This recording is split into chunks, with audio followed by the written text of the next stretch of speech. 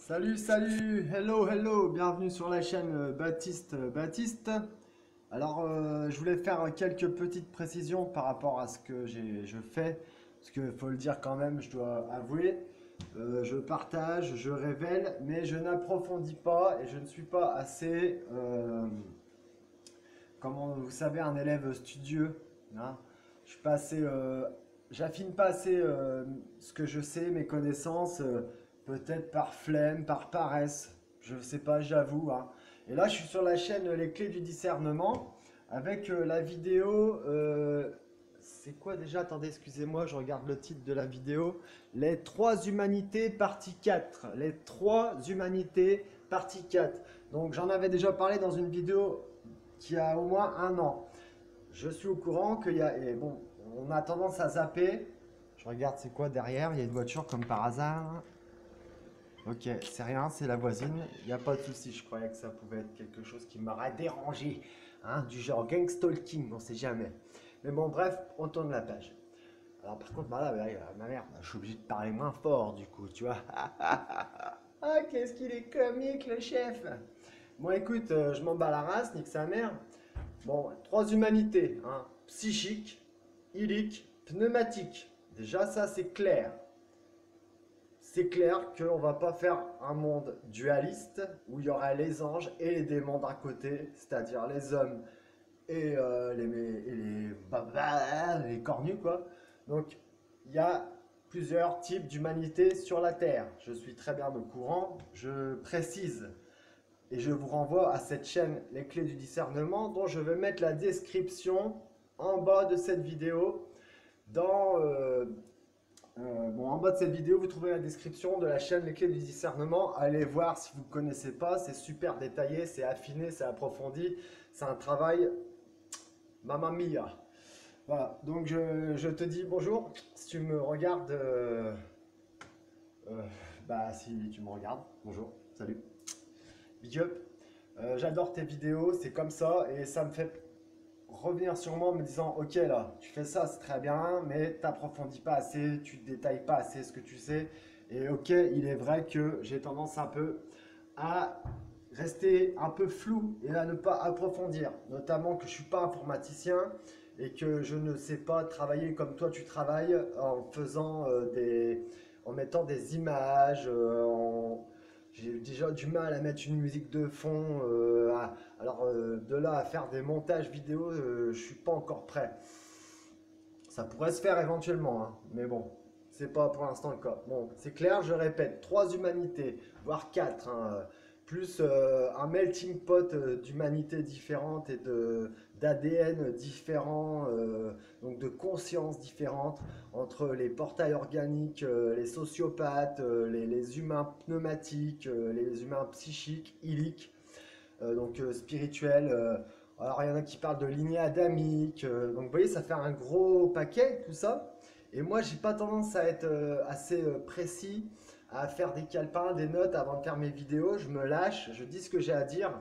Et je m'aperçois qu'en fait, si ça devient un vrai job de faire ce que je fais, il va falloir que je sois un peu plus consciencieux. Voilà le terme. Consciencieux et pragmatique dans ce que je vous raconte, dans ce que je vous dis. Donc, je vais vous partager un petit peu de la vidéo là en question des trois humanités. Et vous allez comprendre que au-delà de ceux qui ont des rétines, comme je dis, les lidis, et ceux qui ont des pupilles, comme moi, les humains, on va dire, hein, parler comme ça avec des mots, les mots qu'on comprend, il y a trois types d'humains potentiels sur la Terre. Tout part d'un génome, d'un épigénétique, de l'ADN. Alors, je ne vais pas rentrer dans les détails, comme je vous dis, je ne suis pas assez. Je trouve pas le terme, hein, mais je pense que vous comprenez bien. Mettez ça sur le dos de la paresse, sur le dos de la flemme. Moi, j'ai envie de vivre, je vis ma vie, et si je dois me consacrer complètement à ma chaîne YouTube, je le ferai certainement un jour. Mais c'est pas encore le moment. Ah, j'ai reçu mes résultats, mes analyses d'urine pour le permis de conduire. Yes, je suis négatif à tous les niveaux. Aucun résidu de stupéfiant trouvé dans mes urines. Là, j'ai reçu la nouvelle ce soir, je suis content, je suis heureux. Lundi 15, je vais voir, je paye 50 € au médecin et c'est reparti. Broum, broum, broum, broum, broum. Alors je peux vous garantir que là, ça va changer, mes amis. Vous allez me retrouver comme vous ne m'avez jamais retrouvé. Mouah, je vous aime. Alors bon, vous avez compris, hein, c'est 3 humanités, voire 4, plus 5, 6, 7 s'il n'y a pas d'autres styles d'être ici, hein. D'accord, on est d'accord. Alors venez avec moi, je vous emmène. Et je vais vous partager ce que la chère dame, cette chère demoiselle, que je respecte beaucoup par son travail affiné, nous raconte. Alors, ce que je vais faire, c'est que je vais quand même rembobiner. Alors, vous savez qu'en appuyant sur la flèche ici, vous pouvez rembobiner sans même toucher à la souris. C'est pareil, pour grossir, vous pouvez appuyer sur F, hein, donc ça peut réduire. Voilà, là ça n'a pas réduit à fond parce que l'ordinateur il est lent. Et F pour grossir. Bon, vous savez que vous n'avez pas besoin de vous servir de la souris ou du chat, le comique, pour vous servir de votre clavier. Donc écoutez bien tout ça et je pense que vous aurez compris que je m'appuie sur des gens qui font un meilleur travail que moi, j'ai pas peur de le dire, et qui sont plus approfondis dans certains sujets. Alors oui, je vais citer trois personnes très importantes par les temps qui courent. C'est Mark Gray, Léa